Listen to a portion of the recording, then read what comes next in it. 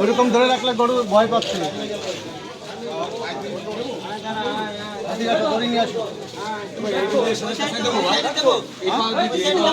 পেঁচা দিলে আগে এই দুটো প্যাঁচ দিয়ে বাঁধতে হবে, ধীরে ধীরে পেঁচা দিলে ছুটে যাবে।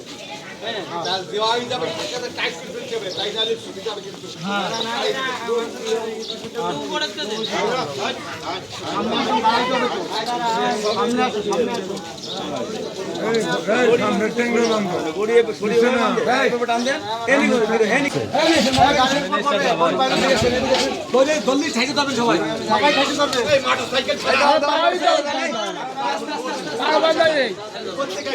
সামনে বা বান্ধাই নেই।